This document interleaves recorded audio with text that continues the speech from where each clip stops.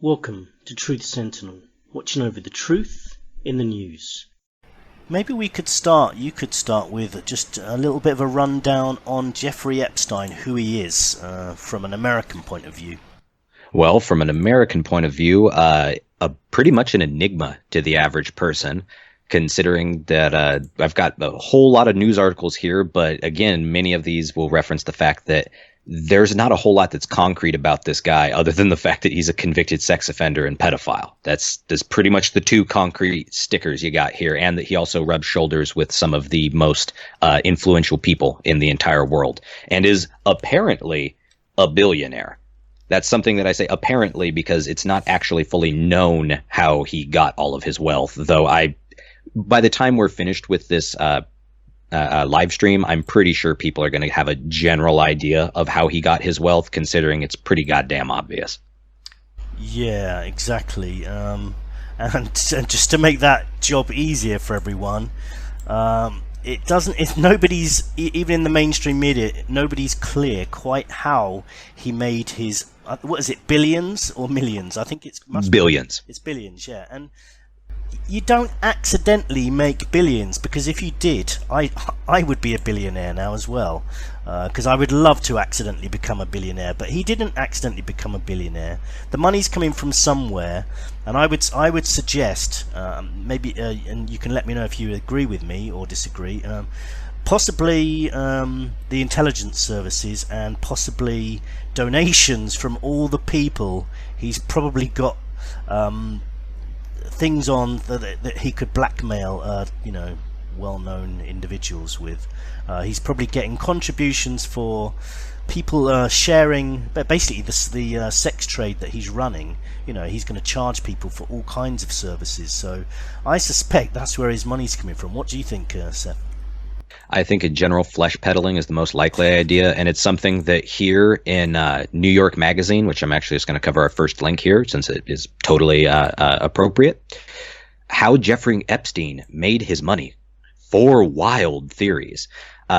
Billionaire is often a word thrown around when discussing Jeffrey Epstein, but unlike some of his other common modifiers, convicted sex offender, pedophile, there's scant proof as to his financial bona fides. The bulk of Epstein's wealth is believed to have come from from his money management firm for 10-figure investors, although his only known client is Victoria's Secret founder Les Wexner, who's owner of L Brands, which owns Victoria's Secret and I believe Bath and Body Works and stuff like that, who reportedly ditched Epstein over a decade ago. The thing is, there's these 4 different ideas that they have here that the news is willing to let out, and these are the mainstream ones. But again, you have a lot of this guy's very kind of shady background. I'm going to go back and talk about a bit of his background so that we can have a little bit clearer of a picture here in a second. But at first, I'm just going to list the 4 conspiracy theories, as people would love to call them in the media. Because, of course, anything that doesn't fall in line with the perfect mainstream bullshit idea of we have no idea what happened, then, they just shut it down as a conspiracy theory. Well, the first one. Before you do, I wanted to say something about that. Yeah, I mean, the BBC, literally the next day after Epstein's mysterious death, they ran their usual article, which they do every time something happens which is obviously suspicious. They ran an article entitled something like, the crazy conspiracies around Epstein's death. Like I remember there wouldn't that. be. I mean, it was ridiculous. If there's anyone who isn't suspicious about his death, then you are going to be such an easy person to dupe about anything, because it's probably one of the most obvious suspicious conspiracies, if you want to call it that word, that's ever happened, I would say.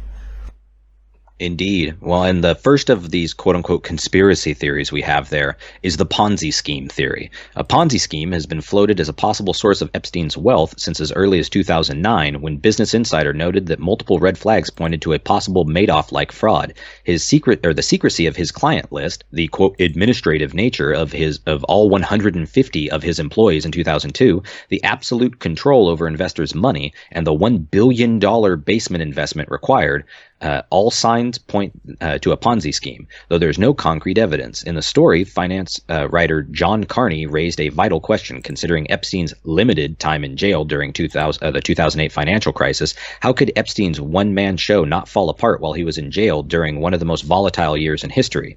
In addition, one of his early employers in finance, Steve Hoffenberg, was convicted of running one of the largest pre-Madoff Ponzi schemes in the United States history. According to journalist Vicky Ward, Hoffenberg brought on Epstein in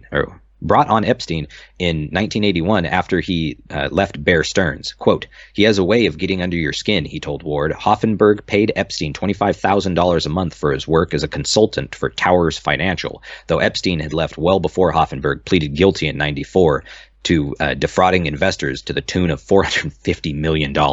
For years, it appeared Epstein had no exposure in the Towers Financial case until 2018, when shareholders filed a punitive class action lawsuit against him for his alleged role in the Ponzi scheme.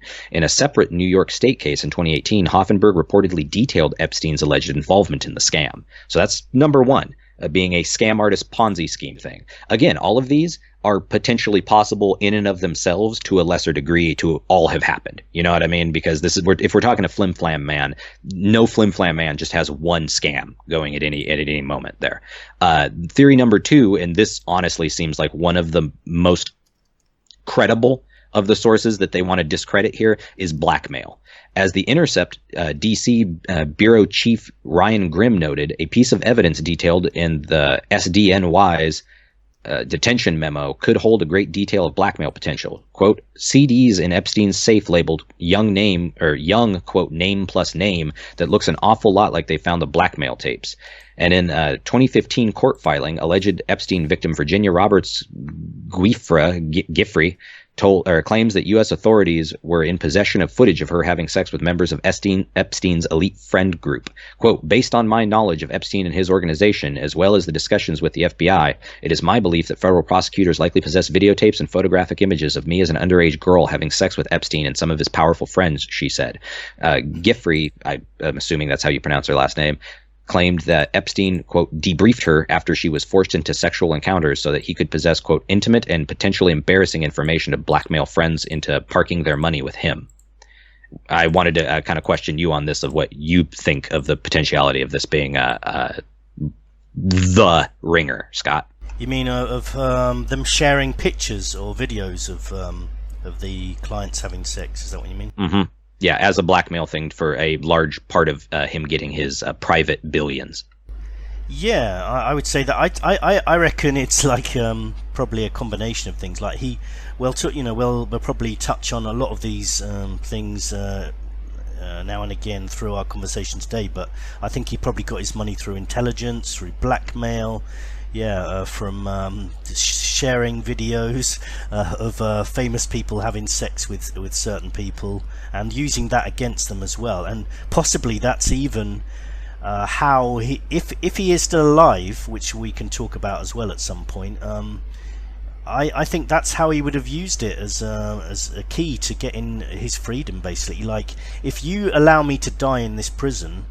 You remember those videos? You know that time you met such and such? That was on video, and I've locked it in a safe with orders that upon my death that's going to be released. So I think he would have done that. In fact, I'm sure he said he'd done that at one point, and that would be a very powerful and persuasive way for people to actually get him out of there. And the other thing I was thinking of, I don't know what you think about this, because we're going to speculate quite a lot during this chat, but I was thinking, what was I thinking? I was thinking that maybe if he did want to get out, then he could have, it's possible that he was never actually in that prison. I mean, I sometimes wonder whether all the media, everyone's discussing things, and the people that have actually arranged things in the background are laughing, because they're like, everyone's talking about, whether he was murdered in the cell, whether he killed himself,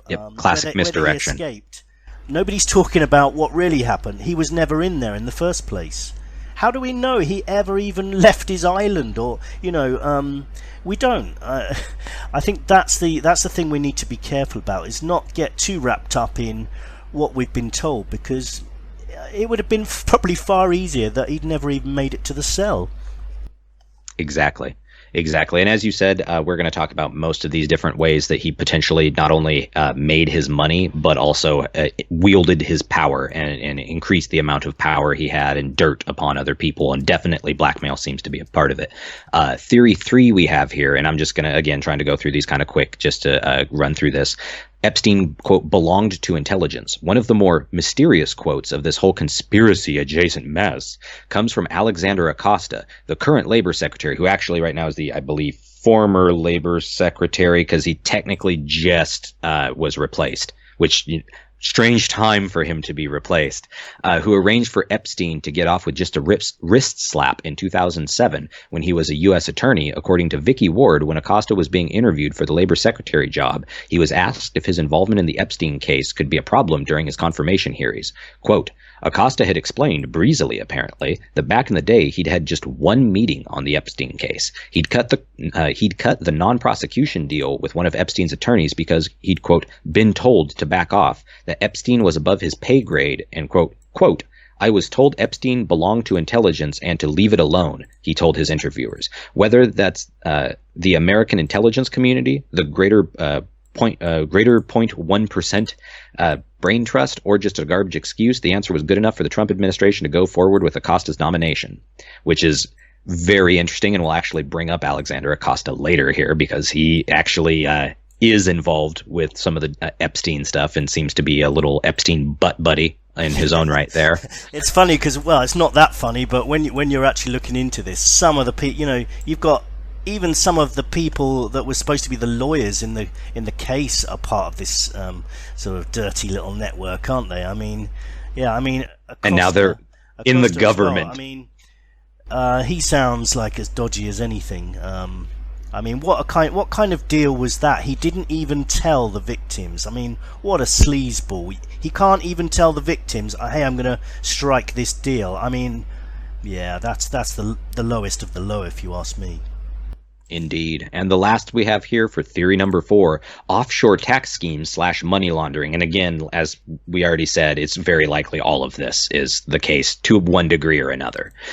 Because Epstein's wealth is held offshore and is shrouded in mystery entirely, some speculate that he may have made his money in tax schemes or money laundering, which is, again, very likely. According to a well-developed, if factually void, pan-conspiracist take from finance Twitter's Quan Tian, I have no idea who that is, Epstein could have blackmailed his social circle into investing with him, then dumped the cash in an offshore account to avoid taxes. Or, similar to the Ponzi scheme conspiracy, and again, without basis in fact, quote unquote, there is so little paperwork on the funds that the whole thing could just be a rig for money laundering, which that 100% definitely could be the case. Again, New York Magazine is very ridiculous as far as how they're going to portray this. And of course, like BBC or anything like that, it's all damage control BS because who even knows? In fact, wait a minute. We got something here. This could be hilarious. I believe one of these guys, the Mort Zuckerman. Oh no, that's New York Daily News. So not quite New York Magazine, considering Mort Zuckerman,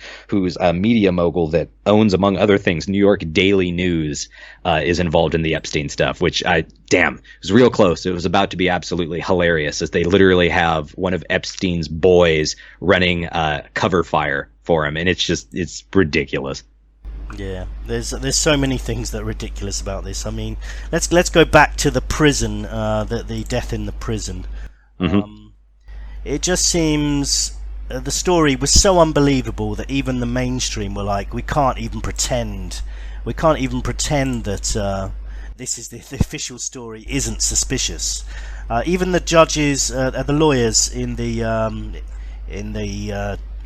the case the other day when they were actually the victims were allowed to speak out in court, even the lawyers were saying we want this investigated. And I heard some of the victims, or one in particular, who you could tell she wasn't even convinced that Epstein was dead herself. This has made a lot of people sit up and take notice. But let's talk about it. I mean, he was supposed to be in a prison cell.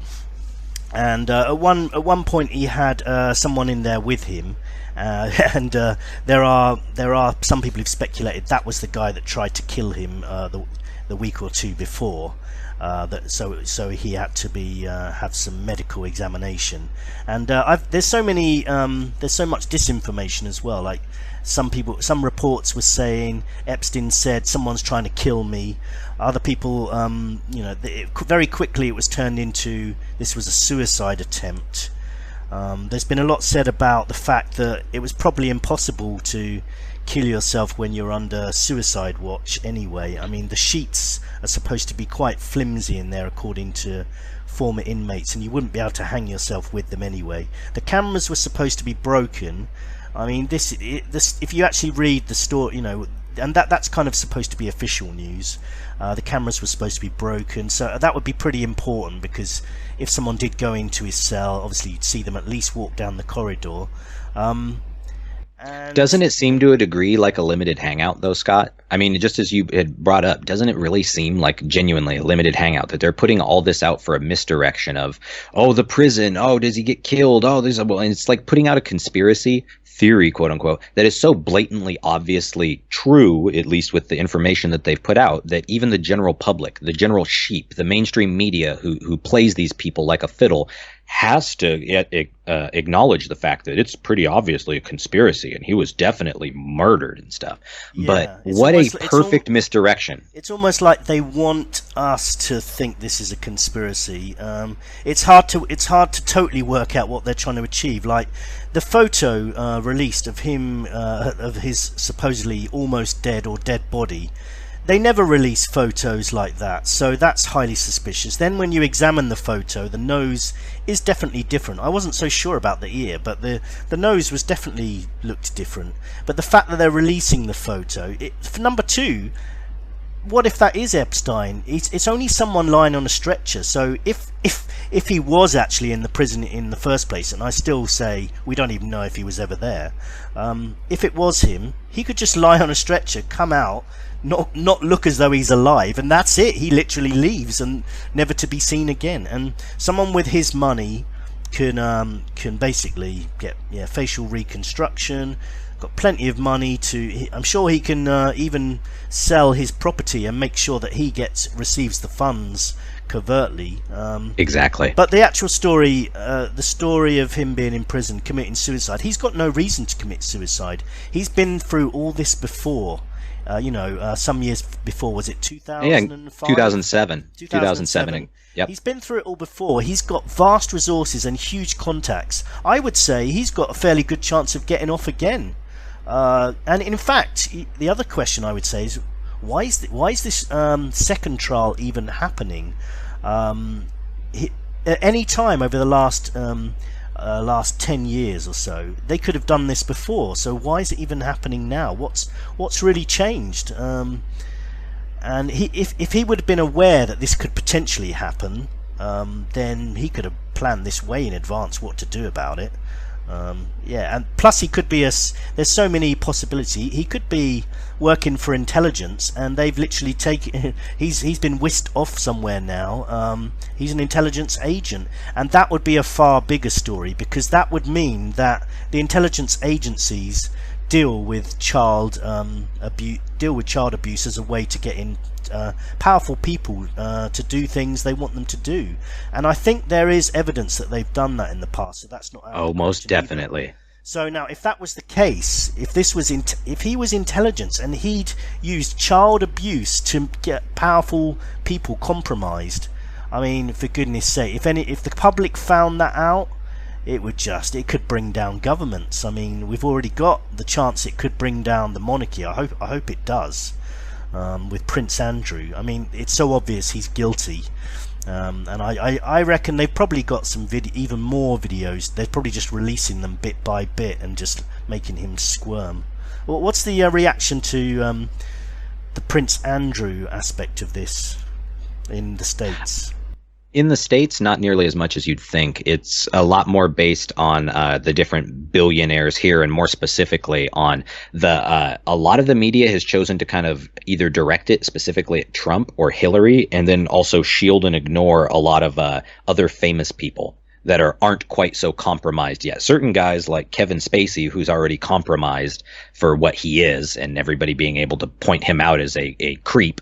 kind of makes it for easy people for them to throw under the bus. And I've noticed a lot of the media tends to shy away from certain other figures that are close to Epstein. And that's what we're actually going to cover here in a bit, because there's quite a few. But the fact that it still hasn't brought down Trump or Hillary Clinton or Bill Clinton kind of already shows the general thing of, I don't know that it's actually going to bring down the monarchy, because it's the sort of thing that if this isn't going to stop somebody that, as I'm going to read the quote here in a second, is literally intimately connected with, as he calls him, Jerry Epstein, then I don't know if they're going to get anybody, if people are going to even give enough of a crap to do anything. Because, and I know this sounds totally, pessimistic and all that, but I really don't see people as having enough of a spine to actually stand up, despite how much people claim everything is for the children and we care so much about the children. I genuinely 100% know that this is what it's going to be, man. This is how it is. People know for a fact that there are pedophiles in high places, and they're going to allow it. They're going to just go, oh, whatever, the government will take care of it. That's what they're there for, despite the fact that the government itself is literally infested with pedophiles and abusers, human traffickers, drug traffickers, gun traffickers, all sorts of people that overthrow foreign governments, assassinate people, start wars based on complete fabrications and stuff. Bad people. Yeah, actually, I'd like to clarify. When I said bring down the monarchy, I was kind of being very optimistic there. I don't really think they will. I kind of dream about it. I would love this to, I think anyone who's very dissatisfied with the world system of governments that are out of control, just sometimes wishes something big would happen and it would all come crumbling down. But yeah, it's probably not. I mean, in a better world, it feels like this would be it. Honestly, in a better world, it feels like this would be it. But it would have been it the first time in 2007. You know what I mean? Yeah, I mean, I was watching just before our chat. I was watching a This Morning program in the UK where they were talking about Prince Andrew, and he has actually come under some rare negative press even over this story, which even that I'm surprised about. But then I watched this morning program, and the person they brought in to discuss it, so it's carefully controlled. They brought in a royal correspondent to discuss the Andrew thing, and of course the royal correspondent, who's basically paid by the royal family, he was like, well, we don't even know if that picture of what's that girl's name, the main one that's trying to accused him of raping her, Giffrey? Giffrey, yeah, I can't remember her first name at the moment.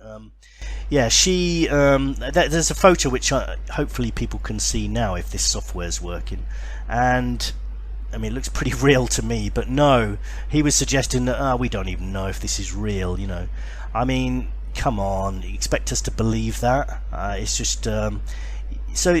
And I was thinking that it's kind of like a double standard, or people can't really trust photos these days, but they'll bend things to suit their own purposes. Like the picture of Epstein coming out, dead, to be put in the ambulance. I'm sure people who want to believe the official story will say, yeah, that's real. But then a picture of Andrew with his arm round this girl who says that he raped her, no, that's not real. That can be doctored. Everyone twists everything to suit the sheep mentality, man. Yeah, it's the exactly. Sheep mentality. Yeah. Well, I got the last little bit here, and this is from where Epstein's start comes, at least for a lot of people, is we've got the last little bit of this New York Magazine article, and then we'll go off into the next stuff. We got according to a 2002 profile in New York Magazine, the one with the Trump quote, which I'm going to read right here, and then I'll continue on this thing. The Trump quote is, quote, I've known Jeff for 15 years. Terrific guy. He's a lot of fun to be with. It is even said that he likes beautiful women as much as I do, and many of them are on the younger side. That is a direct Trump quote from New York Magazine, 2002. I was laughing, well, not hysterically laughing, but earlier about all the before and after quotes of all these famous people singing Epstein's praises before and then after, before and after quotes, yeah. Isn't it just disgusting to see these people? Because even the Trump supporters now are totally rallying around him with this idea that, oh, he distanced himself from Epstein. I'm like, yeah, now that he's compromised, no shit, Sherlock. Like, what do you think he's gonna do? Just be like, no, man, Jeffrey's my best friend in the whole world. Like, no. Yeah, I don't know. What do you think about Trump? I mean, do you think there's a possibility that Epstein's got anything on him, any videos? Oh, 100%. I would think so too. 100%, man. Like, as much as him as a Bill Clinton or anybody like that, he is. And besides the fact, Trump is a part of the system, the part and parcel. He is part of that billionaire, creepy, just scummy underbelly of the actual real government that controls this country. And it's weird because Trump really feels like the face man of an entire, almost like a alter government that simultaneously exists with our own in the business world and has all these creepy ass pedophiles and human traffickers and drug traffickers and gun traffickers and, again, you know what I mean, blackmailers and flim flam con men and stuff like that. I mean, for God's sakes, Ghislaine Maxwell alone being one of Epstein's many buddies there. Isn't it amazing how many people connected to and that are themselves or were themselves major fraudsters are connected to Epstein? Makes one wonder. Yeah, and isn't it strange how the royal family seem to know a hell of a lot of paedophiles? I mean, it's ridiculous the amount of paedophiles they're connected with. I'll list just the ones. Mathematically, it's impossible that anybody would know that many people that are pedophiles in their close immediate circle and not have similar tastes. Well, if you get what I'm saying. They can't even make the argument, oh, we meet millions of people every year, some of them are bound to be paedophiles. No. That come to your house privately. Not only that, they give Prince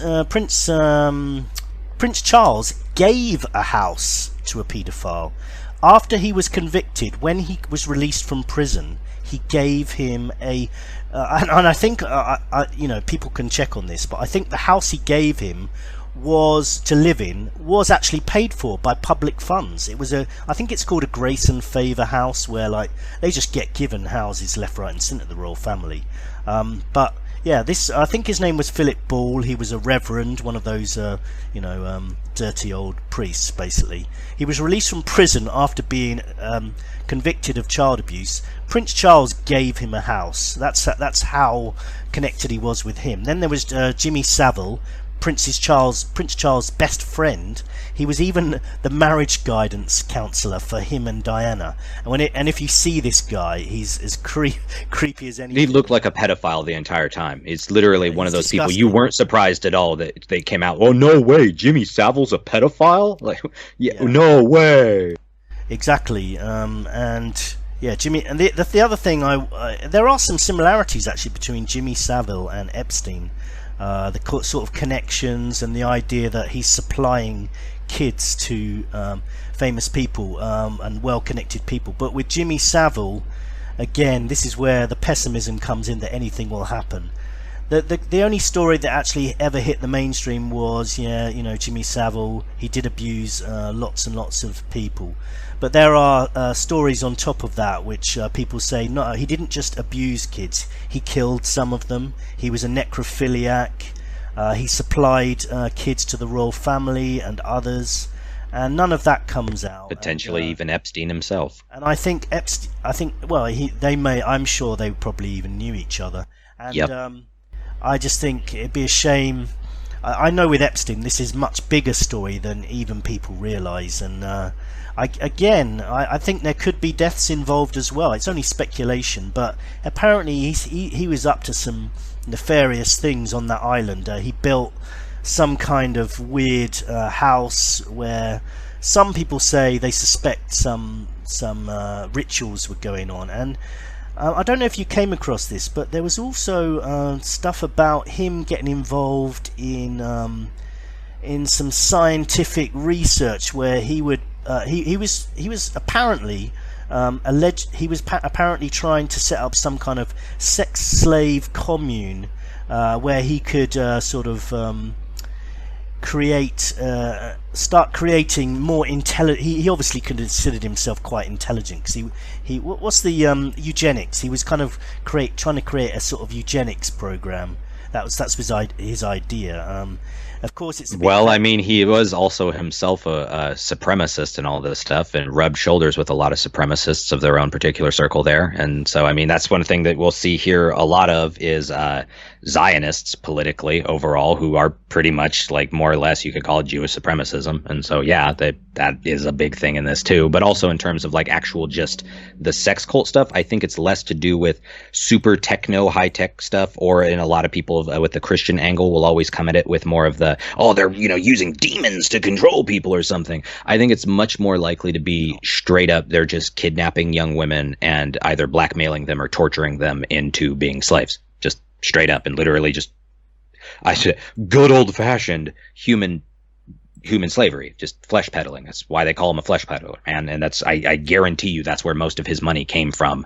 Not even necessarily from the blackmail, but from literally just, supplying people with whatever their particular habit or need encompassed. You know what I mean?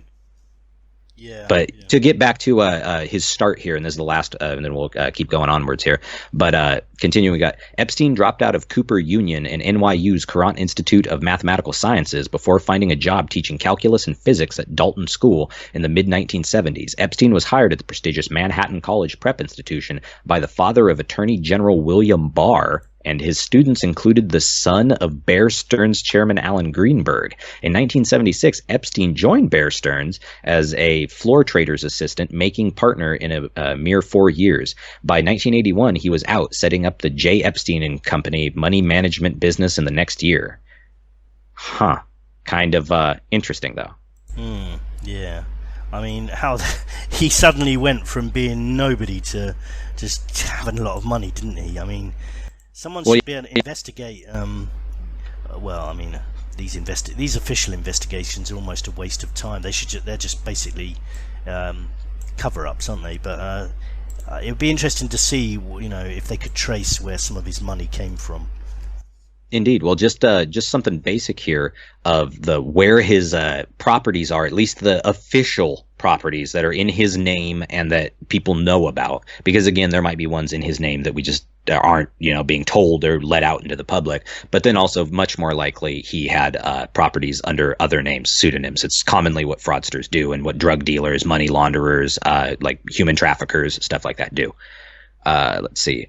There's 9 East 71 Street, New York, which is Jeffrey Epstein's Upper East Side mansion, which was raided by the FBI in 2019. There's Zorro Ranch in New Mexico, which is a 7,500 acre property in Stanley, New Mexico. Jesus Christ. In addition to his 26,700 square foot house, there's an airplane hangar and landing strip. Goddamn. In April, a woman named Maria Farmer filed an affidavit as part of an ongoing defamation litigation between one of Epstein's alleged victims, Virginia Roberts Giffrey, and Epstein's one-time lawyer, Alan Dershowitz, claiming that Epstein had flown her sister, then 15, to his New Mexico ranch and touched her inappropriately on the massage table of his alleged madam, Ghislaine Maxwell.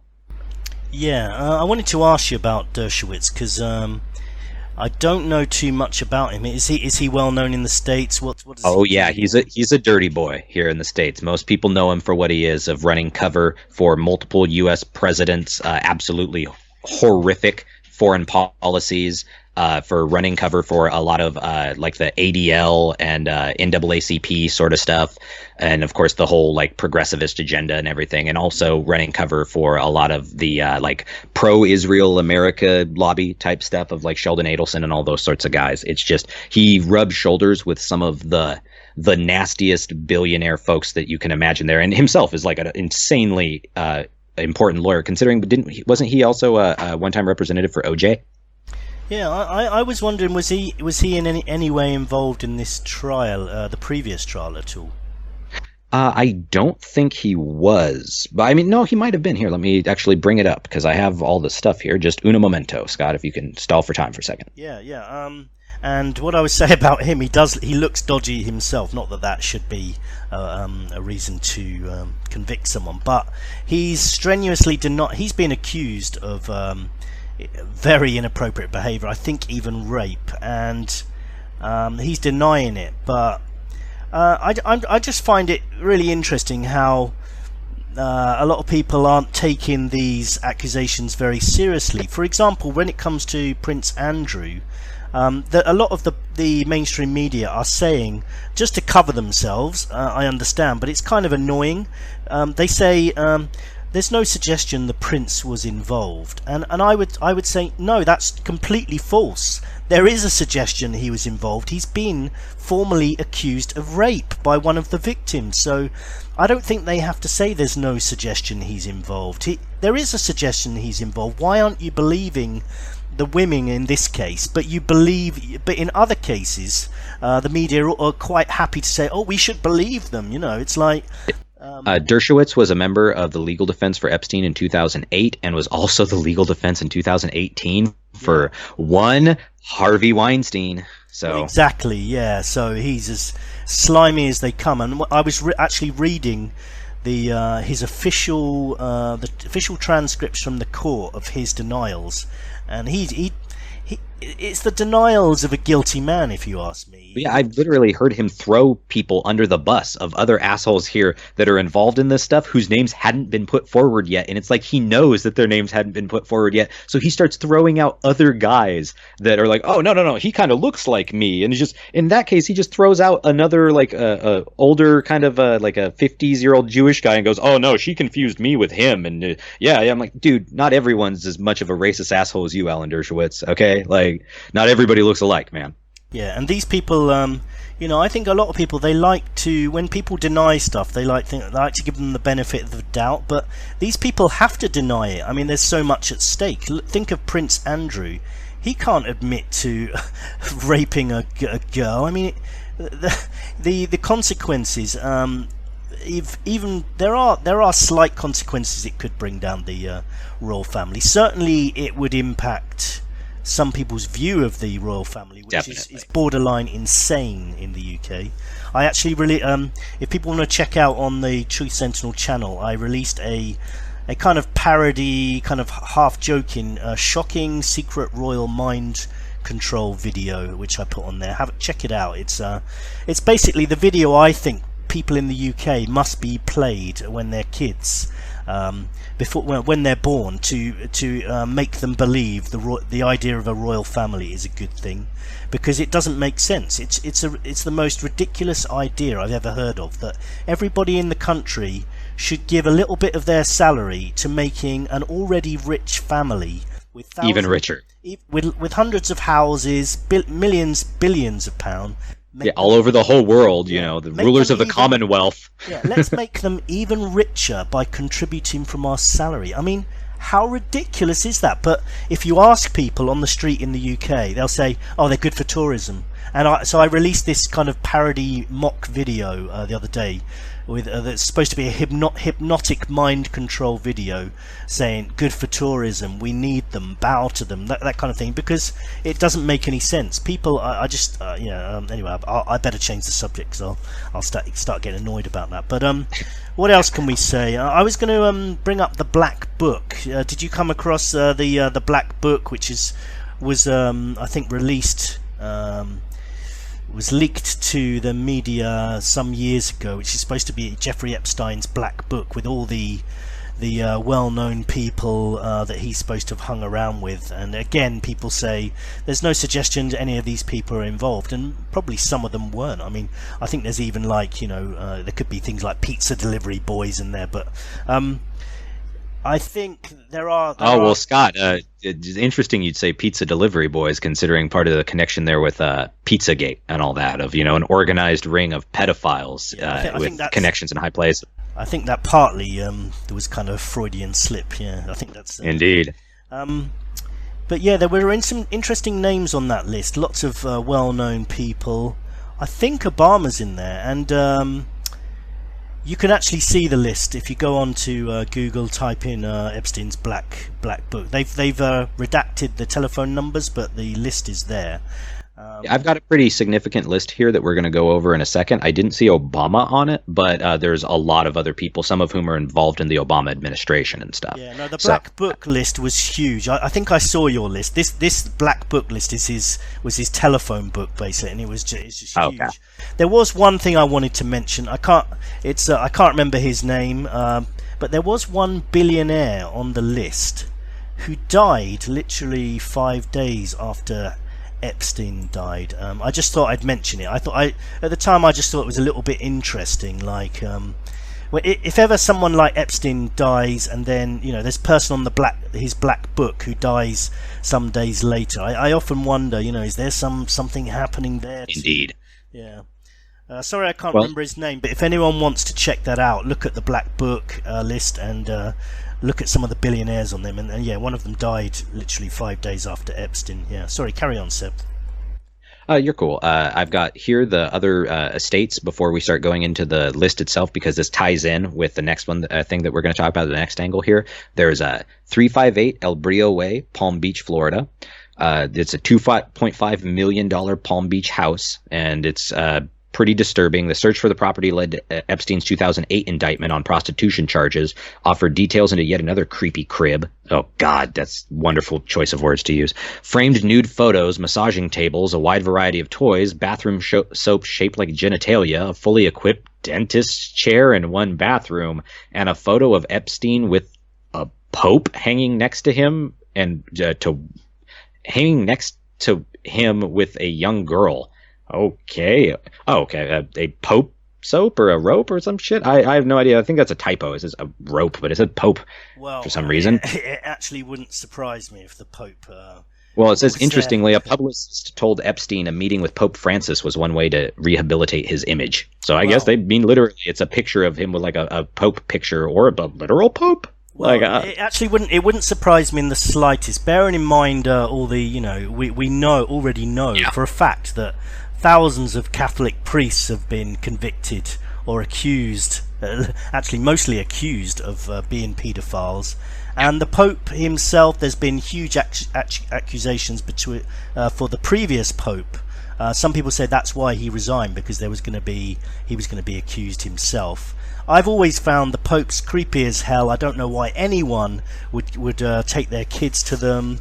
I don't know why people worship the Pope. They're creepy old men, and the way people just hand their kids to them, like also knowing that most priests, I should probably change that to many priests have been accused of inappropriate behaviour. But I've always found popes incredibly creepy people. You can usually tell when you look at someone if they're a good person. They've got kind eyes, for example, but when I look at the Pope, they always look like... Why do they always look like the devil? That's what I want to know. Good question, Scott. Good question. But we got two estates here. The next one is going to be a real quick one, but it will tie back in later. It's Avenue Foch in Paris, which it's actually not even known where the actual apartment is. It's just assumed that it's on Avenue Foch in Paris, which is the city's 16th arrondissement, whatever the hell that means. Sure, it means something to somebody that is a francophone. Epstein was traveling back on his jet from Paris when he was arrested at Teterboro Airport earlier this month. And then here's the last one of the known estates that's the most important of all: Little St. James Island, U.S. Virgin Islands. Jeffrey Epstein's private Caribbean island, Little St. James, located near St. Thomas Island. Although Epstein referred to his 72-acre private island as Little St. Jeff, locals apparently had another nickname, Paedophile Island, or as some of the fancier pedos in his circle of friends referred to it, Lolita Island. Charming. In a civil suit filed against Maxwell in 2015, which was later settled, Roberts Giffrey claimed she was forced to participate in orgies there, according to Bloomberg. Epstein visited the property, which was designed by Ed Tuttle, one of the three designer architects best known for their work for the elite Amman resorts, 2 to 3 times a month during the early and mid 2000s, and he often hosted powerful people there like Prince Andrew, who flew in on Epstein's private jet. This is what the jet is called, the Lolita Express, by people that know him. Charming shit again. In 2016, Epstein bought another 165-acre island nearby, Great St. James, for $18 million. He had reportedly planned to build a complex of buildings there that included an amphitheater and an underwater office and pool, according to the Virgin Islands Daily News. Wow, yeah, that place has got everything, basically. I'm sure he had a lot of interesting parties there. Well, the reason that ties in here is we're about to get into it. Of what is the Lolita Express? Epstein's infamous sex plane included VIPs like Bill Clinton. Convicted. This is out of Newsweek. Wait a minute, Seth. He only went there. He only went on it 4 times, though. Right? Only 4 times. Yeah. Yeah, that's what he said, didn't he? But it turns out that he's appeared in the logs 27 times, right? Yeah. But no way, a politician that lies? I don't believe you, Scott. That sounds like a crazy conspiracy theory to me. Well, people still, strangely enough, do believe everything they say. We've got this out of Newsweek.com here. Convicted sex offender Jeffrey Epstein was arrested Saturday. The billionaire faces federal prosecution in the Southern District of New York, accused of trafficking dozens of minors in New York and Florida. Epstein allegedly molested girls as young as 14 and offered money to victims to recruit other young girls for his sexual assaults, using paid massages as the pretense for what the criminal indictment against Epstein describes as a vast network of underage victims to sexually exploit. In encounters described with the criminal indictment, Epstein would bring his underage victims to a room with a massage table, have them undress, and okay, I'm not gonna Jesus fucking Christ. I'm sorry for the language. I apologize for the language. I'm not gonna read what he made these kids do. This is horrible. There are people saying that, and this is what I'm talking about when I was mentioning before, that we only get to hear the kind of surface level story. I think what went on is probably worse. There are accusations that 14 wasn't the youngest. Okay, that's the official version. Of course, I'm not saying I know for sure that they were younger, but there were accusations that they went down. The youngest I heard was 7. But these are kind of the more wilder. We could call them wilder accusations, but nobody really knows, until unless there was a completely honest investigation, and I don't think that's going to happen. But it would be nice to believe it could. Yeah, and continuing on, I'm going to skip that part there where it talks about, in particular, what he had them do and did to them, because honestly, I'm not going to say that, man. I'm just sorry. It's just gross. It's absolutely disgusting. Epstein often assaulted underage victims on a daily basis between 2002 and 2005. While the Epstein indictment is confined to sexual assaults of minors at Epstein's 8-story mansion on Manhattan's Upper East Side and his Palm Beach estate, previous civil suits and other disclosures allege Epstein raped and trafficked underage women at his 51,000 square foot ranch in New Mexico and his private island in the U.S. Virgin Islands, Little St. James, sometimes called Orgy Island or the Island of Sin, or, as we heard earlier, their pedophile island, after reports of orgies with underage teenagers or descriptions of victims from being passed off to Epstein's famous friends. Oh, God. Epstein's alleged sex trafficking and serial sexual assault was enabled by a fleet of private planes. In many years, Epstein logged 600 hours or more of flight time. While private Gulfstream jets have become standard issue for billionaires, Epstein sought something grander. In addition to his black Gulfstream, private helicopters, and twin-engine Cessna 421, Epstein also owned a Boeing 727-200, a passenger jet with a seating capacity of nearly 200, modified for private use, including a Bloomberg terminal that allowed him to conduct much of his finance work while airborne. Locals dubbed Epstein's 727, quote, the Lolita Express, due to the frequent arrival of apparently underage women to Little St. James, a nod to the Vladimir Nabokov novel about a middle-aged literature professor who justifies the repeated rape and sexual assault of a 12-year-old girl. Good times. Women allegedly assaulted by Epstein or pawned off by his socialite friends have described underage sex parties on the Lolita Express as organized by socialite and Epstein confidant Ghislaine Maxwell. Virginia Roberts Giffrey, who settled out of court with Epstein in 2017, worked at Mar-a-Lago before describing the coercion that led her to become Epstein's alleged sex slave. That's important because, again, Mar-a-Lago, Trump, alleged sex slave, beginning at the age of 16. Roberts alleges that Epstein directed her to have sex with Prince Andrew. There is a photograph of them together and other friends and associates of Epstein. And this is the last little bit here. Before the Lolita Express had its nickname, Epstein drew the attention of the media by hosting former President Bill Clinton along with actors Kevin Spacey and Chris Tucker on a 2002 tour of Africa with stops in South Africa, Nigeria, Ghana, Rwanda, and Mozambique associated with work for the Clinton Foundation. Yeah. Afterwards, Epstein described Clinton as, quote, the world's greatest politician. Oh, boy. Clinton offered the similarly glowing appraisal of Epstein in the New York Magazine article featuring Trump's infamous quote regarding Epstein's predilection for girls on the younger side. Yeah, and that Ghislaine woman, and I've heard someone pronounce it different today, so I don't know if I'm pronouncing it right. I heard someone call her Ghislaine. Anyway, I don't know. She's the daughter of Robert Maxwell. She's the daughter of Robert Maxwell, who also died in suspicious circumstances, found floating in the water next to his boat. A lot of people think he may have been killed, and when you start looking at these stories, you wonder, is there a connection to all of these, between all of these things? Robert Maxwell found floating in his boat on a boat called the Lady Ghislaine. Creepy. Yeah, and I mean, that was his daughter, I guess, but even so, a lot of people think he was bumped off. And the thing I find, maybe I shouldn't find it surprising, but apparently she's disappeared, right? I mean, if it was you or I and we disappeared, we'd be found pretty quickly by the authorities. I mean, where is this woman? And why? Well, I mean, Scott, she is a socialite, as the media calls her, which, again, is just a nice euphemism for someone who's super rich based on money that's not based on work at all. At least not the kind of work that we can tell people about. Yeah, exactly. Most of them have never done a day's work in their life. But there was a mysterious photo that appeared of her in a cafe reading a book entitled something like "The Death of a CIA Operative." Did you see that? No, I didn't. That's actually highly suspicious. Yeah, it was only a few days after Epstein's death. This photo appeared. You can check it out on Google. I haven't got a copy here. When I work out how to use this software, I'll flash things up like that. But it was her in a cafe. Some people say it's fake. Some people say it's real.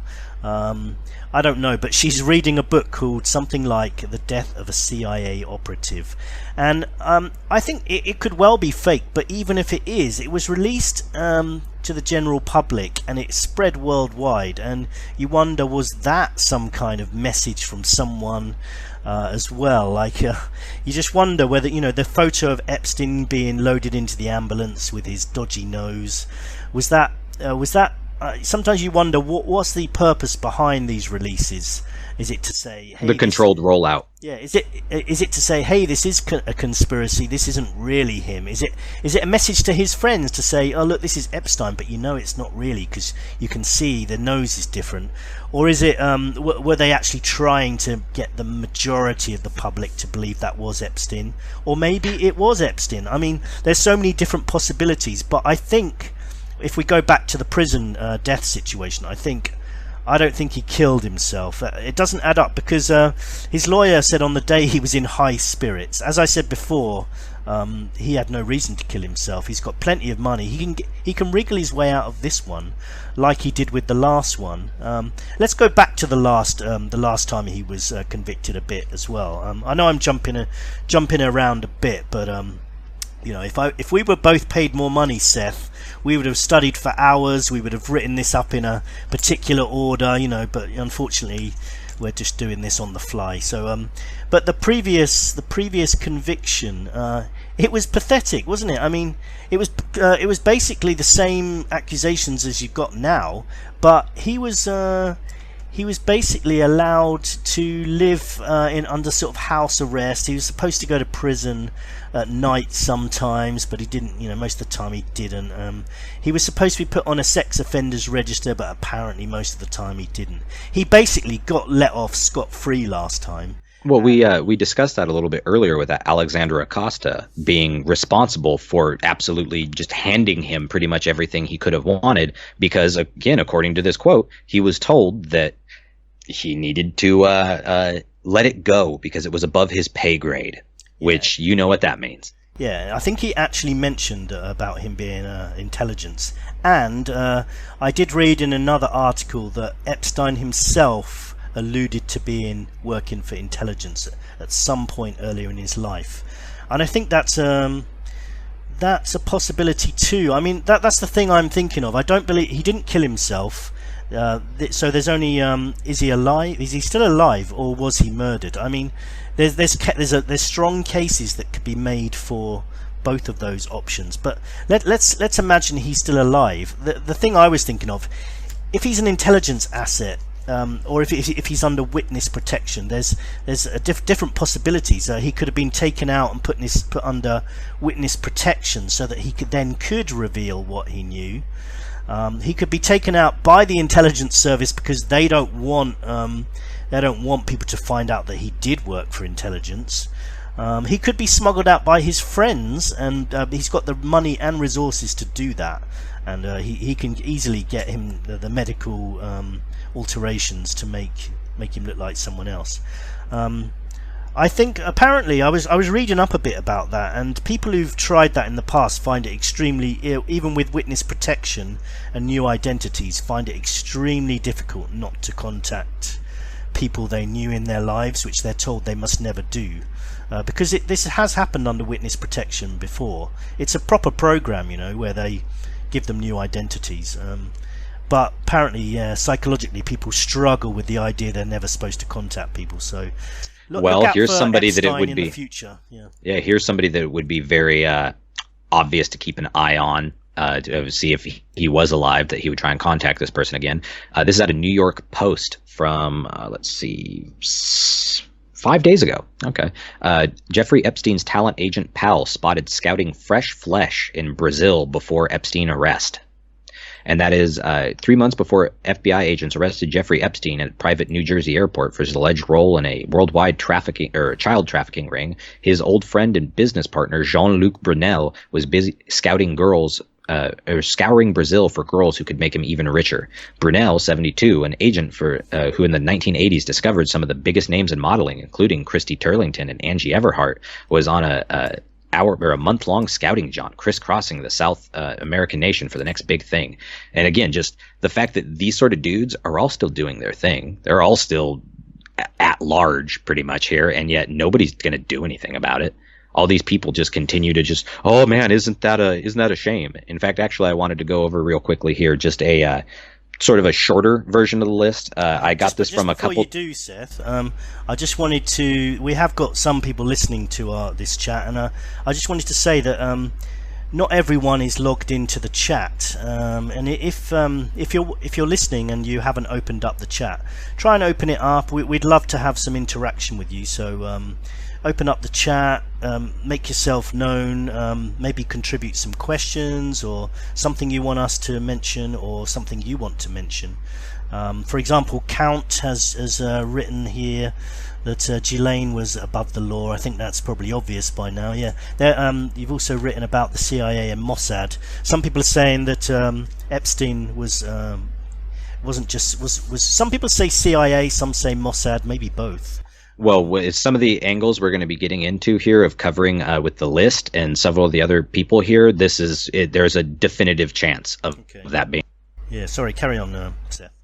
Okay, for our list here, this is, again, as you said, people can look up the Black Book, and that's going to give them pretty much everybody, but this is just a shorter kind of a gestalted list that I've taken from 2 or 3 different websites that had comprised their list of all the Epstein associates, and then me looking back through and going bit by bit through all these different news stories of finding individual names and stuff of people that are, a big enough deal to be worth mentioning. First on the list, we have 2 U.S. presidents, one former, one current acting, in Bill Clinton and Donald Trump. Both are associates of Epstein, and we have quotes of them talking about being with them. Clinton has flown on the Lolita Express repeatedly. Trump has said that he's a close friend of this, and both cases of these guys are political Zionists as well. We have Leslie Wexner, who's a billionaire, owns L Brands, which owns Victoria's Secret, Bath and Body Works, and others. Is absolutely a huge money source, and the guy that supposedly Epstein got the first of his money from. But again, who knows? There's, of course, Alan Dershowitz, high-profile lawyer, again, big name, progressivist, Zionist, stuff like that. There's Bill Richardson, former New Mexico governor, diplomat from under, I believe, the Obama administration, and also an author and political Zionist as well. There's George Mitchell, former senator of Maine, lawyer, businessman, and Obama's special envoy for Middle East peace. There's Jean-Luc Brunel, former modeling management owner and Epstein's flesh peddler, or one of them. There's Ghislaine Maxwell, a quote-unquote socialite, which, we were just discussing that term socialite and the fact that it means absolutely jack squat. fraudster's daughter, alleged Epstein madam / girlfriend, on and off. It's supposedly, but there's nothing concrete really on any of that type of stuff. Alexander Acosta, former Epstein lawyer, former Secretary of Labor under Donald Trump, which just, again, good stuff. Of course, of all people, I couldn't not mention Woody Allen, director, writer, actor, general sleazebag, and private acquaintance of Jeffrey Epstein. There's Prince Andrew, British prince, claimed rapist, and Epstein pedo buddy, allegedly. Allegedly, I mean, I don't want to, get sued or assassinated by some royals there. Lawrence Krauss, theoretical physicist, Epstein defender, received money from Epstein donations, and has repeatedly tried to go out and defend Epstein and say, I've never seen him with any of underage women or anything. So I'm just, again, interesting that all these different people connected with the system are... Did you mention Stephen Hawking as well? I'm about to. Yeah, yep, because speaking of theoretical physicist, we also have Steven Pinker, who's a psychologist, Gates associate, and Zionist. Kevin Spacey, actor, accused child molester, Clinton friend. Larry Summers, former Harvard president, former Secretary of the Treasury under Bill Clinton, and again, political Zionist. Mort Zuckerman, New York Daily News owner, media mogul, billionaire, and also a real estate mogul and political Zionist. Ehud Barak, former Israeli prime minister and Zionist. Yeah, it's actually something we're going to mention a little bit later, because Ehud Barak's involvement with Epstein and all this stuff actually is something that is being really drummed up right now in the current election cycle stuff, as Ehud Barak attempts to unseat, supposedly, Benjamin Netanyahu. Yeah, so they're going back and forth between that and the news right now. So that, if you keep up with Israeli news at all, is popping real hard right now. There's Tom Barak, former Trump campaign advisor, Trump equity fund manager, and close friend. There's Stephen Hawking, physicist, media personality, general, supposedly creep and philanderer and stuff like that. Supposedly cheated on his wife and was a real asshole and stuff. And of course, he would hang out with Epstein, who supposedly had his own private submarine or something like that made. And this is, again, allegedly.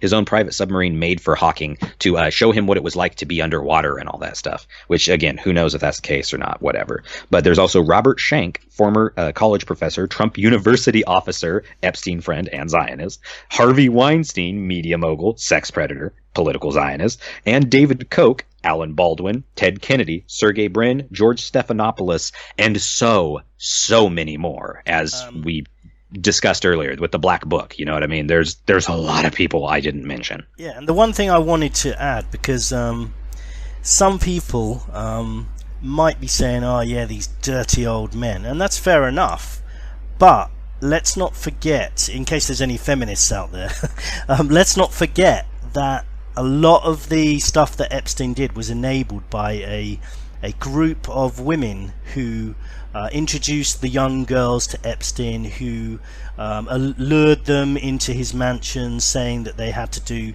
certain jobs, but when they got there, the things changed dramatically. So there was a ring of women that enabled him to get away with what he did. Not just women, but men as well. But I thought I'd mention that because they're often forgotten that, you get these long lists of men that did this, and they're all creeps. But what makes it worse is where they were all enabled by a network of women who were bringing these young girls into this kind of situation. That actually that ties in perfectly with the Nixivim stuff and Pizzagate and all that, because of, again, how many high profile women are involved, especially in the Nixivim stuff, of just, that's a lot more on paper type stuff, you know what I mean, for the average person, because again, that type of stuff, if you bring it up, you're not considered crazy, where of course the mainstream media has decided Pizzagate is crazy, and so thus anything you talk about with that, despite the very obvious parallels and overlap with the Epstein case right now, considering that literally a good 50%, 60% of the people that were involved in, or allegedly involved in, the Pizzagate scandal and all this stuff are involved with the Epstein scandal and everything. So, I mean, it's just, and the media's totally trying to downplay all the parallels right now. They're doing everything they can to downplay the angle, because again, like with Nixivim and stuff, as downplaying the blackmail angle, downplaying the fact that there's sex predators, not just again for children and stuff like that, because that is a very big angle of it, but also for adult women that are literally manipulated, blackmailed, beaten, tortured, enslaved, and used as slaves, as literal, like whores. And the thing I wanted to say about Pizzagate as well is, this is the problem when you have a big conspiracy, and then you whittle it down into one word, Pizzagate, and then literally everyone says that was debunked, but what was debunked? What exactly? Nobody investigated hardly anything. If we say Pizzagate was Comet Ping Pong, that dodgy place, if you actually do a little bit of your own investigation, go onto YouTube, type in Comet Ping Pong, look at some of the weird stuff that was going on there. It was weird, but that wasn't the whole thing. You can't just call Pizzagate just Comet Ping Pong. It was a lot of other accusations. None of it was investigated. So when people say Pizzagate, it's been debunked. Well, what was debunked? What do you even understand as Pizzagate? I mean, there was just plenty of things that weren't investigated at all with Hillary Clinton's emails in connection with that.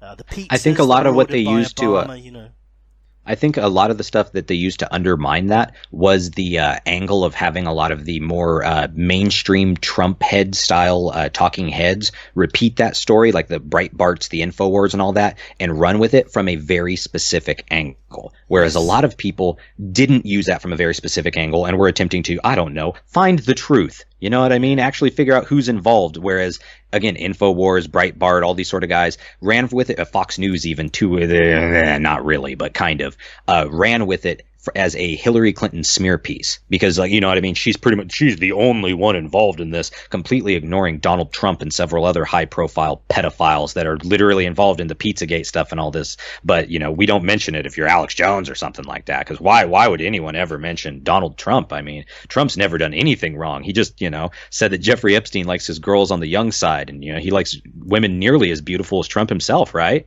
I mean, it still amazes me that there are some, if you listen to some truther channels, so-called truther channels, that's another phrase I don't like it when everyone gets lumped with one word. We've all got different opinions, you know. Indeed. One truther might have a completely different opinion to another truther. So, but the same thing happened regarding Pizzagate. The same thing happened with the Westminster paedophile investigation.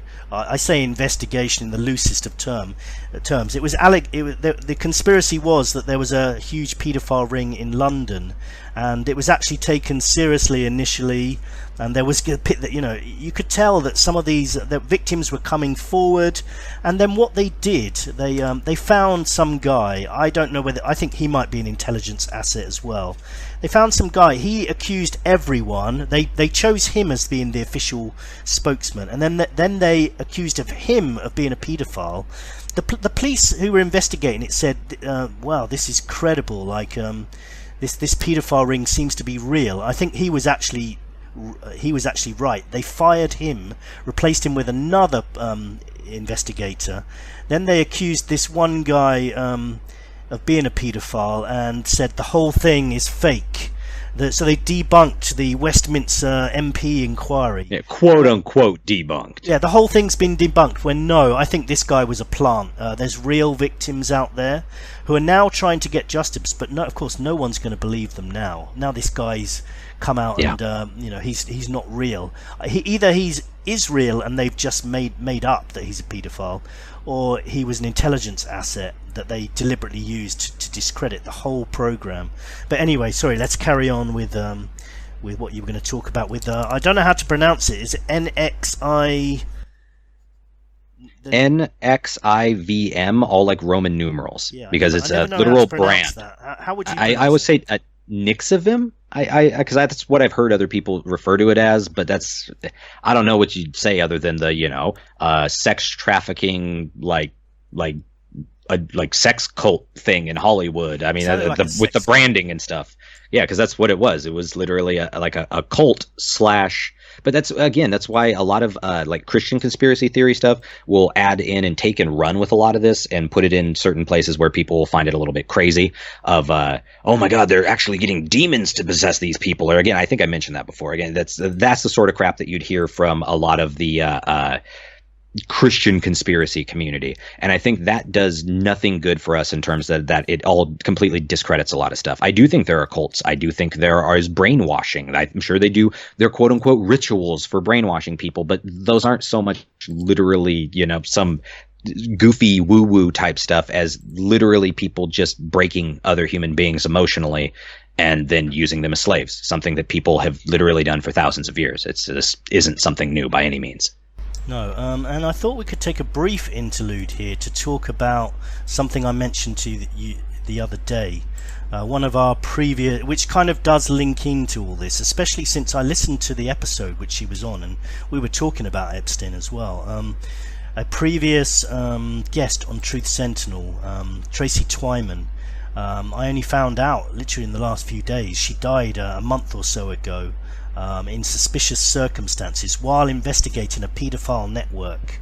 And so it's Tracy Twyman. You can go back and listen to the episode if you type into YouTube Truth Sentinel, Tracy Twyman.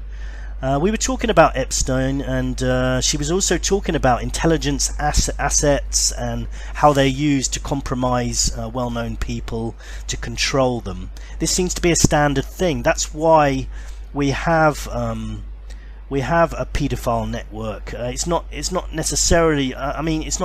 It's not a coincidence. They're deliberately put into situations where they're gonna have sex with underage kids, and if a lot of them are quite a power freak, so they kind of get off on young kids anyway, and then they use the videos or the photos or whatever they have on them as a way to control the big decisions they make in government and in religion as well when it comes to priests. But anyway, Tracy Twyman died in suspicious circumstances. Allegedly, as far as I can make out, it says that she was found hung inside her garage with her husband and child next door, which is strange. There's a video which people can check online, the last video she made, where you can tell she's frightened, and she says someone's threatening her, and she names names, and it even involves another podcast, the Higher Side Chats.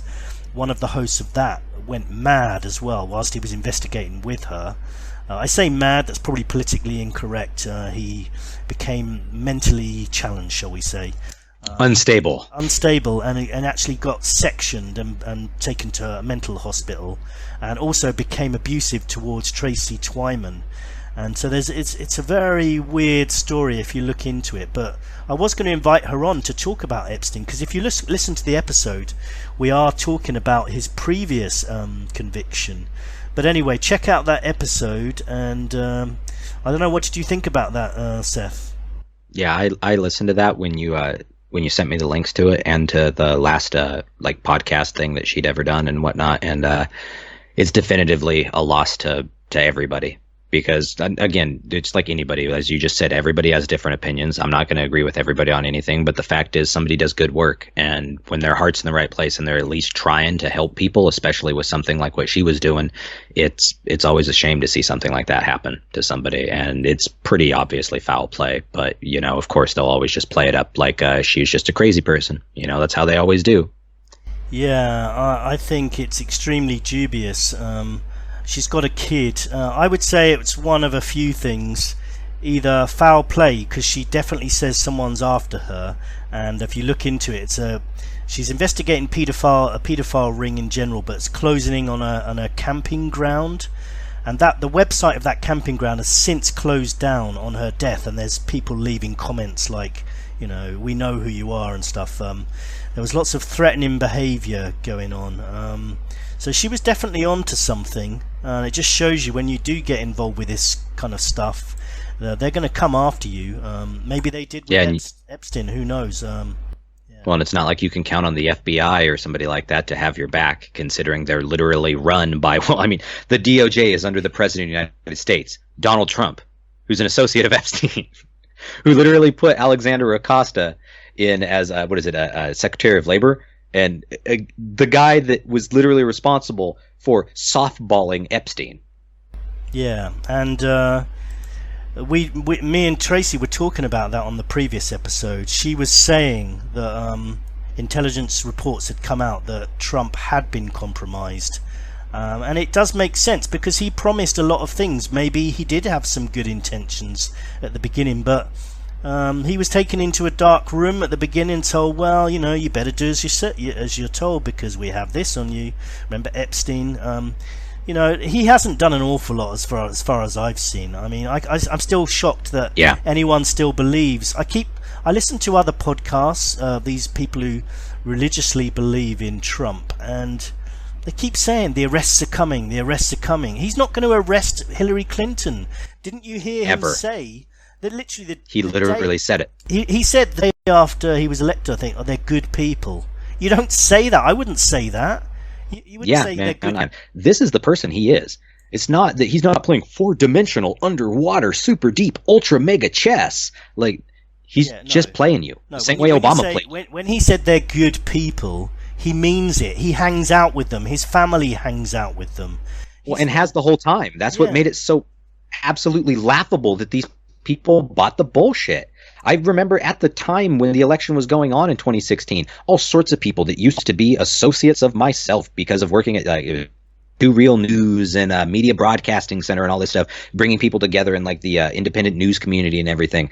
I had all sorts of people that instantly just hated my guts because I didn't buy the Trump train lie. I didn't just go with it because I literally just looked at the fact that he's associated with Jeffrey Epstein and he's associated with Bill and Hillary Clinton. He's obviously a pedophile, much less the fact the dude said he'd fuck his own daughter if she wasn't his daughter. Okay, that kind of, you red flags coming up here. But again, the good old boys just don't want to believe it because, oh no, he's going to make America great again. Yep, increasing the foreign aid to all sorts of countries, increasing all sorts of aid to pretty much any corporate bullshit lobby you can think of, literally raping the natural resources of the country, promoting all sorts of bullshit, more gun law restrictions passed under him than even Obama. But again, these people the entire time will still just be going along with, no man, it's going to change.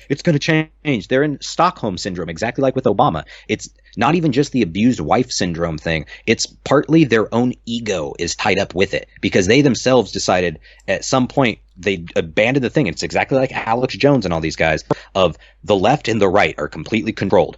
100%. There are pedophiles. There are drug dealers. There are slavers. There are human traffickers. There are all this stuff. Total assholes run the government on both sides. And then magically, out of the clouds, descends Donald Trump, a lifelong Democrat from New York and best friend of Bill and Hillary Clinton and stuff, that's running as a Republican and saying all the right things like Hillary's going to jail. They call her Crooked Hillary. I'm like, it literally sounds like a script for WWE, which, oh wait, imagine that. Vince McMahon is one of the top donors to Donald Trump's campaign in 2016. And Linda McMahon was, I believe, made Secretary of Small Business, something like that. Yeah, well, Yeah, which is Vince McMahon's wife. So, I mean, literally, you have it's all. This is a guy that knows WWE, that knows how to play the game, that knows how to manipulate large crowds of people. And that's exactly what he did. And it's so pathetic to see people fall for the same crap again and again when he calls the Clintons good people. Yeah, that sentence alone, and he said it. You wouldn't. He didn't have to say it. There's no reason he has to say that. That sentence should be enough for all of those guys. He's not one of us. Yeah. The problem was, I think I can understand why people liked Trump. He wasn't your traditional politician. He isn't your traditional politician. People are sick of that, and he may. Apart from having a shady past, he may have had good intentions. I don't know, but they even if they have someone who's even got an ounce of decency who makes it to the top, it's because they wanted him to get to the top, because they knew that they could control him, because they have shit on him. Let's face it, there must have been loads of things he did when he was younger, even when he's older, before he became well, yeah, president. If you think the grab him by the pussy thing was literally the most extreme thing Trump had said or done, then you're definitely naive. You know what I mean? Exactly. Yeah, the grab him by the pussy. That's probably the nicest thing he's said and done. I mean, he's probably not the worst of the bunch, but he is by no means your savior. He hasn't come. I still listen. I listen to a few podcasts, and they keep saying next week, the big arrests are coming. We've heard they're going to arrest Hillary Clinton. It's like, yeah, you said that last month, the month before. It's becoming ridiculous now.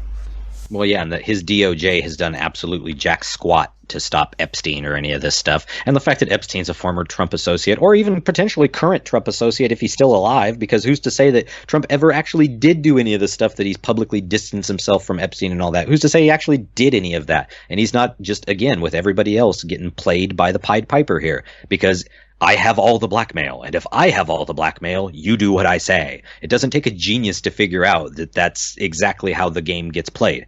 But continuing, we have this is out of JerusalemPost.com. Modeling agency provided Jeffrey Epstein with over 1,000 underage girls report. The reason I bring this up is because this is related to Jean-Luc Brunel, who also is listed in this, strangely enough, as Jean-Luc Bruneau, which would be interesting to note if he has multiple aliases that he goes by with just like slight changes there and whatnot, and if that dude is still at large literally because of little bullshit isms like that. But millionaire and convicted sex offender, or potentially billionaire and convicted sex offender, Jeffrey Epstein, was reportedly provided with underage girls 12 and up. This is the important part, Scott. Remember how other news sites keep saying 14? 12 and up were provided by the French modeling agency, new reports reveal. Right. One of Epstein's partners, Jean-Luc Bruneau, was suspected of providing the pedophile with minors for the purpose of sexually assaulting them. Bruneau opened an international modeling agency by the name of MC2, through which he managed to collect approximately 1,000 teenage girls for Epstein. According to testimonies by some of Bruneau's previous employees, he would obtain visas for the girls to get into the United States and would even join some of Epstein's journeys around the world. The Jewish billionaire was arrested in July in an airport in New Jersey after leaving Paris, where he'd stayed for 3 weeks. Epstein stayed in Paris 11 times throughout the last year before he was arrested, reports claim, which again should be very interesting considering that they don't give us the actual address for the place that Epstein allegedly lived at in Paris there. Which again, while you were talking about visas, it reminded me of something I heard one of the victims talk about when I was listening to today, and this might give some people a small indication of how powerful he was, and just in case people are doubting that. And I'm not saying 100% for sure he's still alive. I'm just saying it's not a crazy idea. He's got the resources. The victim was saying that she turned up for this job. She had to give a massage. Obviously, within weeks he was raping her. But she said at one point he wanted to go take her somewhere to another country, and she said, I've only got this passport. I can't use it. And an hour later, he said, "Don't worry, here," and he handed her another passport that they just obtained like magic. She was like, "What?" It was just like, he clicks his fingers and people do things. People in government agencies got a passport for them, very quickly. And I'm sure if that had been a normal member of the public, not a chance. Which again tells you he really is. Well, it tells you again he really is a member of the new true royalty of this world, of this just in general. I mean, who else do you know that French, Israeli, American, and British intelligence all are on this guy's tip?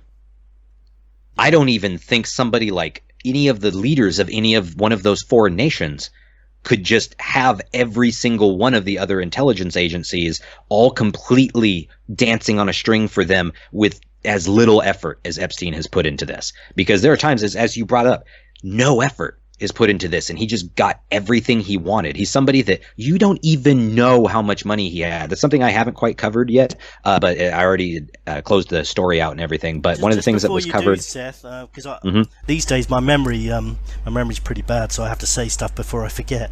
But yeah, I would say that there's quite a lot of evidence that he did work for intelligence, because if you think about the previous conviction, which he just basically got off on, that's the kind of thing that could only happen, I think, if there's a huge network working in your favour. And if he was intelligence, imagine how controlled this story is going to have to be, because there is no way they're going to ever let the public know that he was intelligence, because that means your government agencies are allowing and arranging the rape of children. I mean, it can't get any worse than that, can it? I'm sure there are still assholes out there that will say, hey, man, the blackmail they get from that and the control they get from that is still worth it, because people are so beaten into and just absolutely henpecked into this slave mentality that just, oh, whatever they say, man, whatever they say. Yeah. Just literally being willing to do anything and go with anything, to the point that they literally, what is the most obvious thing in the world, which is why I kind of feel that it's a controlled rollout to a degree of him killing himself, supposedly. I mean, it's still possible, but the way that they're putting this out to everybody, and what if that he really is dead, is the most obvious conspiracy in the world, that he got assassinated, right? Like, just straight up. It's to the point that even the dumbest person in the entire world can still look at that and be like, oh yeah, obviously that guy got assassinated, right?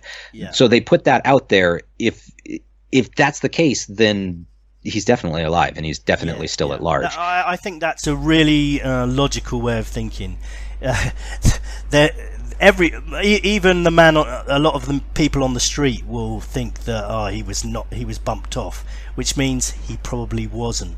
They've quite well organized it so everyone thinks he killed himself, or no, everyone thinks he's dead, which means he probably isn't dead. Yeah, I agree with that.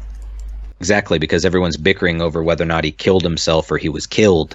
And if the guy's not even dead, then again, you have the red herring there. You're arguing whether or not something completely erroneous or irrelevant happened when he's over here. You know what I mean? You got misdirected. It's magic. It's sorcery. It's real life magic. You know what I mean?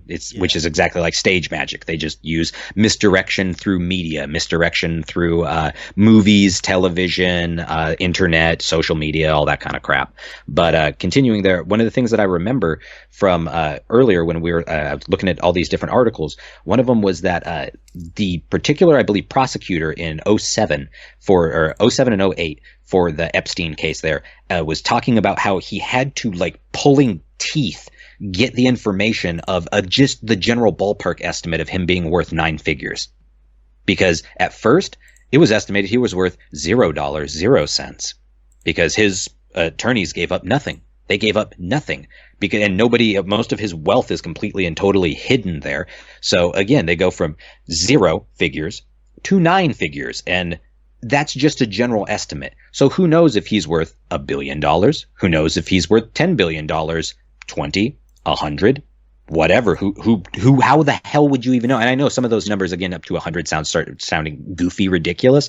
But when we're talking somebody that literally has what appears to be more pull than someone like Bill Gates, more pull than someone like Haim Saban or Sergey Brin, or even somebody like Sheldon Adelson, it starts to get kind of spooky. You know what I mean? Yeah, indeed. The whole thing is pretty spooky, in truth. And I sometimes wish there was a way we could find out the story in the end, but I don't think we're going to somehow. Indeed. Well, I've got a couple little more articles here to kind of wrap stuff up, and we're going to go over them kind of quick. Just basic stuff. I mean, we've already kind of covered this a bit. Of New Jersey's Teterboro Airport was a travel hub of Jeffrey Epstein's sex traffic ring. Woodland Park, New Jersey, Epstein's globetrotting life of luxury and alleged sex trafficking traveled through an unlikely hub. Teterboro, I don't know why it'd be unlikely, because, you know, small airports in a lot of places are usually where they go, or at least not necessarily the most well-known in the world. Teterboro Airport in New Jersey. From his mansion in Manhattan to his ranch in New Mexico and his island in the Caribbean, Epstein allegedly used his fleet of private jets to deliver dozens of sex slaves, probably more like thousands. Some as young as 14 to celebrities, royals, and famous politicians, according to statements made in criminal and civil court filings since 2008, some of which were first released in public statement last week. The heart of Epstein's global transportation network was a corporate airport carved from a New Jersey swamp. His planes, which ranged from a Cessna to a Gulfstream jet to a Boeing 727, recorded at least 730 trips to and from Teterboro Airport between 1995 and 2013, according to flight logs contained in documents unsealed last week by a federal court and lawsuit brought by one of Epstein's alleged victims against his close associates. That right there, means that represents roughly a third of all public log time of Epstein's flights, more than any other airport recorded in the logs. Granted, though, that doesn't mean that that's all the flight time that he's had. It doesn't mean all these places are necessarily accurate or anything like that, because we're having to take secondhand intelligence from intelligence agencies that are more than a little bit compromised to the point that you don't even know. You know what I mean? But continuing on some of the other stuff here quickly, we've got... One thing I wanted to quickly mention, Seth. Epstein allegedly wrote his will 2 days before he allegedly killed himself, right? Yeah, exactly. And I wonder, is that another piece of information that we didn't have to know, but they want us to know, to sort of say, look, he knew he was going to kill himself, or he knew he was going to be murdered. Look, he changed his will. Or, you know, you sometimes wonder, is this a piece of real information we can use to work out what happened? Or is it a piece of disinformation to make us try and believe that he killed himself or was murdered? Exactly. I think it's little nuggets like that to feed the conspiracy there. But again, if not, and it's all exactly how they say it is, then, you know, that's cool. But I don't entirely buy it, man. It really feels like they've put this out as a limited hangout. Kind of continuing on here, we've got Daily Beast. And again, this is just kind of quick stuff. I'm not really going to go too into it because we've already covered a lot of this in part. Second woman says Jeffrey Epstein directed her to have sex with Alan Dershowitz. This is from Daily Beast from 12/18/18, published originally 12/18/18. Okay, yeah. So last year, December of last year, the second alleged trafficking victim of financier and pedophile Jeffrey Epstein has reportedly claimed the billionaire directed her to have sex with Alan Dershowitz, but the renowned lawyer has dismissed her claim as, quote, delusional, saying he'd never met her. Sarah Ransom's allegations against Dershowitz, who previously represented Epstein, is included in a public transcript in Manhattan federal court. Ransom has sued Epstein and his alleged madam, Ghislaine Maxwell, saying they trafficked her for sex from 2006 to 2007. Maxwell attorney Laura Menninger mentioned the allegation against Dershowitz during a hearing on Ransom's case, saying, quote, Ransom has alleged not only that my client ran a sex trafficking organization, but she also claims that she was directed by my client and Epstein defendants to have sex with third parties, including Alan Dershowitz. For example, Dershowitz strongly denied ever meeting Ransom and said, quote, none of this happened in a statement to the Daily Beast provided through a spokesperson. Dershowitz said of Ransom, quote, I never met her. If she claims I did, I challenge her to go on the record and accuse me of having sex with her. What? She wouldn't, because it never happened. And if she were to falsely allege that I did, I would sue her for defamation. Right, yeah, well, exactly what, the first part, exactly what Prince Andrew said, I never met her. Then the photo came out, and he said he briefly met her, but then today his royal correspondent said, oh no, he doesn't remember meeting her. In fact, we think the photo could be fake. Yeah, it's like they just changed their story. Hopefully they've got a photo of Dershowitz as well, so they can, because these guys, they always come out with the same story, and then a photo or a video is harder to fake. But even that's going to become a possibility in the future, to deny the videos as well. I guess Indeed. We're going to have to wrap up soon. I wanted to finish by saying that, by asking you a question actually about Clinton. How is the press covering Clinton over there? Is it likely he's squirming at the moment, or are they going easy on him? It's a mix. I mean, the usual suspects of who you'd think would be doing it are doing it. The ones that aren't. Fox News and stuff like that, of course, is having like wall-to-wall coverage of this kind of stuff. And granted, it's very contrived. It's Fox News, right? So you're not having like actual stuff going into any of this, but it is at least something. But most of the other mainstream news stuff has tried to distance Clinton in many ways from this. And like I said, most of the media here, at least, is playing running defense for a lot of these guys, and it's ridiculous. One of the last things I wanted to talk about, though, other than just quickly say that, as we mentioned, Epstein's being mentioned a lot in the Israeli elections right now. Ehud Barak is attempting to, I believe, run for prime minister, and Netanyahu's having none of it. And so back and forth between these guys are bringing up the Epstein stuff, and a lot of skeletons in the closet are coming out. But it's interesting to note that while that's being mentioned in Israeli news, it's not being mentioned anywhere else. Like, I have not seen anyone else from any other major news companies or corporations, whatever, covering the connections here with Ehud Barak to Jeffrey Epstein. It's actually pretty interesting. But the last one that I wanted to cover with you, and it's something that you'd mentioned a little bit that I thought would be kind of interesting, is Ghislaine Maxwell. What do you know about her? I just know that she's amazingly good at evading the press and anyone who's investigating this, because apparently she's gone missing, and I think that's the only other person that has been able to do that are sort of major terrorists like Osama bin Laden, so I know that she was the daughter of Robert Maxwell, who also died under suspicious circumstances, but apart from that, she's a socialite. I've seen her in a lot of pictures of parties, and she's supposed to have introduced a lot of the girls to Epstein, but I don't know, what else can you tell us about her? Okay, here quickly for people that aren't familiar. Born in 1961 to now disgraced media tycoon's tycoon. She is his youngest child at the time, I believe still is. Went on to attend boarding schools in the country before graduating from Oxford University. Her father's Robert Maxwell. During her 20s, Maxwell was a recognizable figure in London's social scene, as she was named director of her father's Oxford United Football Club and founded the Kit Kat Club for Women, whatever the hell that is, a modern take on an intellectual club that aimed to support working women. Sounds suspicious as hell. However, her father's sudden death in 91 while on his yacht, which was named Lady Ghislaine in her honor, cast a shadow on her family. His cause of death has long been contested, as it has come amidst his company's financial troubles, which rocked the British tabloids and sparked conspiracy theories. After her father's death, Maxwell moved to the U.S. and dove into her new life as an American socialite, settling down in Manhattan's Upper East Side and leveraging her connections to the rich and powerful to start working in real estate. Part of her social standing was because of her friendship with Queen Elizabeth's son, Prince Andrew, whom she was often photographed with at events in New York. It was at this time that, according to an interview with journalist Vicky Ward in Democracy Now!, she met and began dating Epstein, who vacationed with the prince and was mentioned in the press for holding dinner parties that Maxwell organized, counting Trump, Google co-founder Sergey Brin, and the fashion titan Leslie Wexner among its guests. Though their romantic relationship reportedly didn't last, multiple reports point to the 1990s when the young Maxwell was transitioned into her role of madam, which would recruit young girls for him.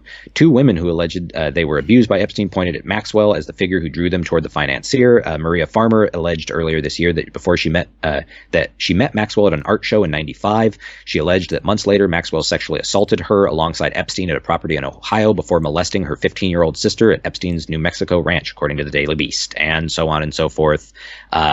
It's pretty interesting to see all these different connections there, and she's somebody that, as you mentioned, has completely and totally disappeared, and I wonder where she is. It would be interesting if she comes up, surfaces, as it were, dead, like a lot of other people that are involved in this case, but we'll see.